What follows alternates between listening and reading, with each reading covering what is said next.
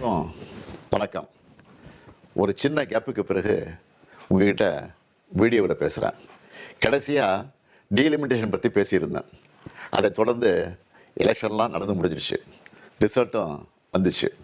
ரிசல்ட்டுக்கு பிறகு என்னவெல்லாம் நடந்துச்சு, என்ன நடக்குது எல்லாத்தையும் பார்த்துக்கிட்டு தான் இருக்கோம்.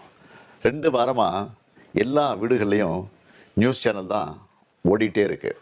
அந்த அளவுக்கு பரபரப்புக்கு பஞ்சமில்லாமல் போகுது.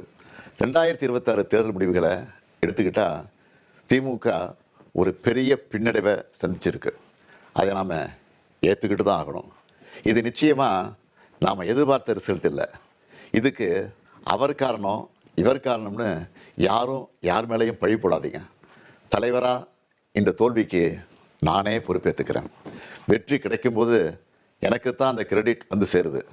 அப்போ தோல்வி அடையும் போதும் அந்த பழியை நான் தான் ஏற்றுக்கணும். அதுதான் ஒரு நல்ல தலைவருக்கான இலக்கணம். சரி, தோத்துட்டோம், அதுக்கு நான் அதையே நினச்சிக்கிட்டு முடங்கிட மாட்டேன்.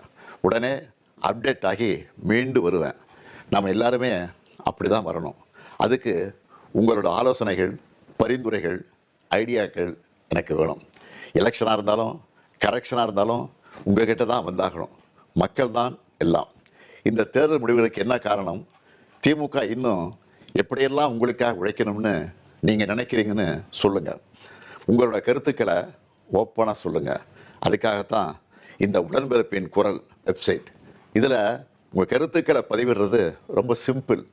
உங்கள் வாய்ஸ்லேயே பேசி கருத்துக்களை சொன்னீங்கன்னா அதுவே டைப் ஆகிடும். நேரடியாக நீங்களே டைப் பண்ணியும் சொல்லலாம். இல்லைன்னா நீங்கள் பேப்பரில் எழுதி அந்த ஃபோட்டோவை அப்லோட் பண்ணலாம், டாக்குமெண்ட்டாக அனுப்பலாம். உங்கள் கருத்துக்கள் எனக்கு வந்து சேர்ந்துடும். அதையெல்லாம் படித்து பரிசீலித்து நம்ம அடுத்த கட்ட நடவடிக்கையை வடிவமைக்க போகிறேன். நம்மளோட அணுகுமுறை, சிந்தனை, செயல்பாடு எல்லாத்தையும் மாற்றி ஆகணும். காலத்துக்கு ஏற்ற மாதிரி எவால்வ் ஆகித்தான் ஆகணும். உங்கள் கருத்துக்களின் அடிப்படையில் DMK 2.0 வரும். கட்சியோட எல்லா லெவல்லையும் தேவையான மாற்றங்களை செய்ய போகிறேன். இதனால் அடுத்த 100 ஆண்டுகளுக்கும் இந்த இயக்கம் உயிர்ப்போடு இயங்கும், உங்களுக்காக இயங்கும். உடன்பிறப்பே, நீங்கள் சொல்லுங்கள், நான் கேட்குறேன். எல்லாருக்கும். திமுக தொண்டர்கள் கிட்ட வெப்சைட் மூலமாக கருத்து கேட்கிறார் திமுக தலைவர் மு.க. ஸ்டாலின். இது தொடர்பாக அவர் வெளியிட்டிருக்கக்கூடிய வீடியோவை தான் நம்ம பார்த்தோம். இதில் பல்வேறு விஷயங்களை அவர் குறிப்பிட்டு பேசியிருந்தார்.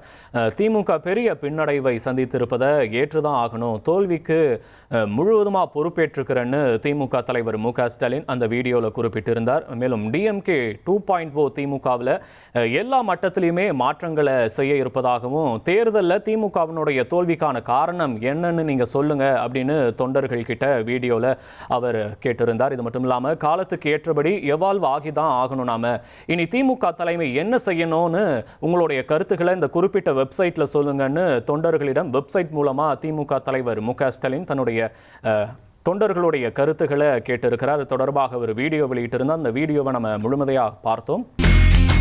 இனி செல்லும் இடமெல்லாம் செய்தி.